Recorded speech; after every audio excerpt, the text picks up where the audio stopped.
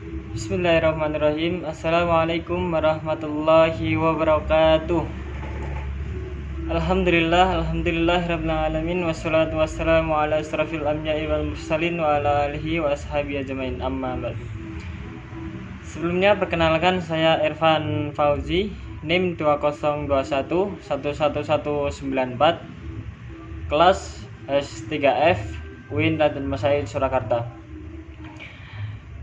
Baiklah, saya di sini akan menjelaskan, akan sedikit memaparkan terkait PPT, materi perbenturan antar dalil hukum atau yang biasa disebut ta'arud al-adilah. Masuk ke pengertian dari perbenturan dalil di sini.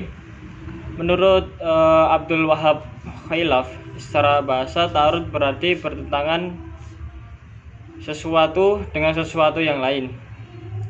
Adapun secara istilah, ta'arud di sini adalah pertentangan suatu hukum dengan hukum yang lainnya yang menghendaki sebuah ketetapan yang sama pada satu waktu. Kemudian ada pendapat yang kedua, beliau Profesor Dr. Haji Amir Syarifuddin. Ta'arud memiliki kesamaan dengan arti ta'adul dan takabul. Menurutnya, ta'arud atau antar dalil hukum adalah saling berlawanannya dua dalil hukum yang salah satu di antara dua dalil itu menafikan hukum yang ditujukan oleh dalil yang lainnya. Nah, dari pengertian dari kedua tokoh tersebut, ta'arud al-adilah bisa diilustrasikan dengan adanya dua buah dalil hukum. Di samping itu, kedua dalil ini pun menghendaki sebuah hukum yang bertentangan antara satu dengan yang lainnya pada satu waktu yang sama. Nah, untuk lebih memahami, untuk lebih mudahnya, ta'arud di sini memiliki 5 ketentuan. 5 ketentuan di sini yaitu yang pertama adanya dua dalil. Jadi adanya dua dalil yang saling berbenturan dalam satu masalah atau satu waktu. Yang selanjutnya ada memiliki martabat yang sama. Yang ketiga, keduanya terdapat sebuah perbedaan. Dan yang keempat, berkenaan dengan masalah yang sama. Dan yang kelima, menghendaki hukum yang sama dalam satu waktu.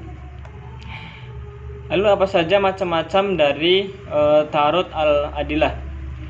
Macam-macamnya, perbenturan dalil ini mencakup dalil nakli atau yang ditetapkan dalam Al-Quran atau As-Sunnah, dan dalil akli yang ditetapkan dengan akal seperti qiyas dan lain-lain. Selain itu juga mencakup dalil qat'i yang kekuatan hukumnya meyakinkan dan dalil zani yang kekuatan hukumnya tidak meyakinkan. Namun di sini terdapat perbedaan para ulama mengenai permasalahan ini. Pendapat terbanyak di kalangan ulama di sini menyatakan bahwa antara dua dalil yang qat'i atau tidak mungkin terjadi pertentangan. Alasannya karena setiap dalil qat'i yang mengharuskan adanya hukum atau madlul. Bila dua dalil qat'i berbenturan, berarti kedua dalil tersebut menghendaki dua buah hukum yang saling bertentangan. Nah, hal ini menurut para ulama yang terbanyak pendapatnya, hal ini tidak mungkin terjadi. Untuk yang selanjutnya, ada juga ulama yang memungkinkan bertemunya dua dalil qat'i yang saling berbenturan. Masing-masing dalil tersebut dipegang oleh ulama yang memandangnya sebagai dalil qat'i. Yang ketiga, zani. Sebagian ulama terkait permasalahan ini menolak terjadinya pertentangan antara dua dalil yang zani, sebagaimana tidak bolehnya perbenturan dua dalil yang qat'i seperti yang di depan tadi. Yang selanjutnya, yang keempat, ada zani. Golongan lain yang membolehkan terjadinya pertentangan dua dalil yang zani karena tidak ada halangan bagi pertentangan tersebut selama terbatas pada dalil yang bukan qat'i. Tentunya terdapat sebuah konsepan kenapa pertentangan antar dalil tersebut dapat terjadi. Menurut bahasa Arab, pertentangan atau kontradiksi disebut juga dengan ta'arud. Berarti tidak paduan satu dengan yang lainnya atau ketidakcocokan satu dengan yang lainnya. Hal ini berarti secara etimologi salah satu dari dua dalil menghendaki hukum yang berada dari hukum yang dikehendaki dalil yang lainnya. Namun teman-teman semuanya, yang perlu digarisbawahi, ta'arud di sini hanya muncul karena keterbatasan kemampuan seorang mujtahid dalam memahami dalil-dalil yang ada, bukan karena memang antar dalil tersebut terjadi sebuah pertentangan. Sebagaimana yang sudah diuraikan, sebab-sebab di dalam syariat tidak ada yang namanya sebuah pertentangan. Karena ta'arud itu sendiri maknanya pertentangan, perlawanan atau sebuah kontradiksi, dan mustahil bagi syar'i untuk menciptakan dua dalil yang saling berlawanan dalam satu waktu dan dalam satu masalah. Sebab yang demikian itu akan menunjukkan tanda-tanda ketidakmampuan syar'i, dan itu hukumnya mustahil bagi Allah Subhanahu wa taala. Lalu bagaimana solusi-solusi terkait dengan permasalahan-permasalahan perbenturan antara dalil tersebut? Solusi yang pertama yakni mempertemukan kedua dalil yang diperkirakan berbenturan sehingga tidak terjadi lagi adanya perbenturan. Nah, tawaran ini disebut taufik atau sebuah diskusi, atau bisa dikatakan sebuah kompromi. Jika dengan jalan diskusi, dengan jalan kompromi dalil tersebut masih bertentangan, maka diusahakan setidaknya satu di antaranya diamalkan, yang satu lagi untuk ditinggalkan. Untuk solusi yang kedua, jika kedua dalil tersebut berbenturan, maka satu di antaranya bersifat umum dan yang lainnya bersifat khusus. Maka jalan keluarnya dengan melakukan taksis atau pengkhususan, sehingga dalil khusus diamalkan untuk mengatur hal yang khusus menurut kekhususannya, sedangkan yang umum diamalkan menurut keumumannya. Selain solusi-solusi di atas, para ulama juga mendapati sebuah metode-metode penyelesaian dalam ta'arud al-adillah dalam metodologi hukum Islam. Di sini ada dua pendapat dari para ulama. Yang pertama dari pendapat para ulama Hanafiyah, yaitu ada nasak. Dari metode ini seorang mujtahid harus melacak sejarah dari kedua nas tersebut. Dan ketika sudah diketahui mana yang lebih dahulu datang dan mana yang datang kemudian, maka nas yang datang kemudian hukumnya menasak yang terdahulu.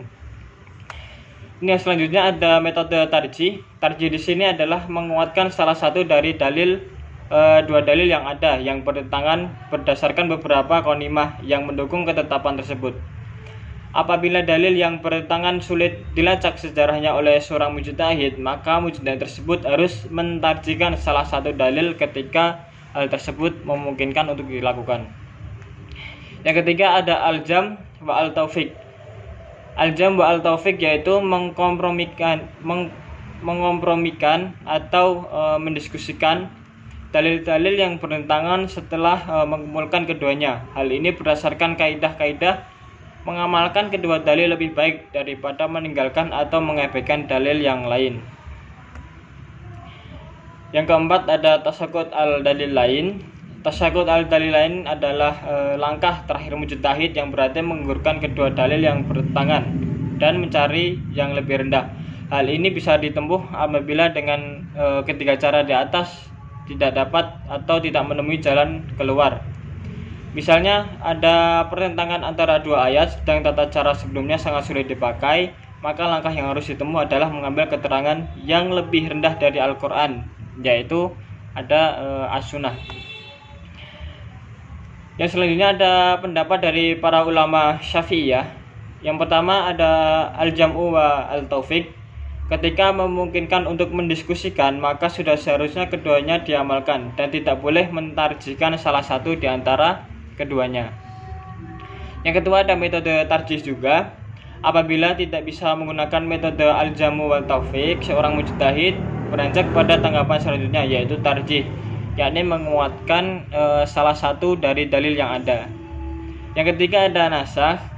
Ketika cara tarjih tidak dapat memberikan jawaban atas ta'arud baina al-adillah, maka melangkah pada nasakh, yakni membatalkan hukum yang terkandung dalam dalil-dalil yang terdahulu dan mengamalkan hukum pada dalil yang turun kemudian. Yang keempat ada tasyahud al-dalilain. Langkah terakhir yang ditempuh para seorang mujtahid merasa kesulitan menyelesaikan pertentangan antar dalil ialah tasyakut al-dalil lain, yakni meninggalkan dalil yang bertentangan dan beralih pada dalil yang lebih rendah derajatnya.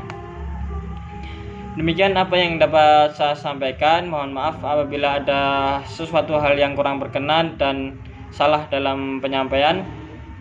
Demikian, billahi taufiq wal hidayah. Wassalamualaikum warahmatullahi wabarakatuh.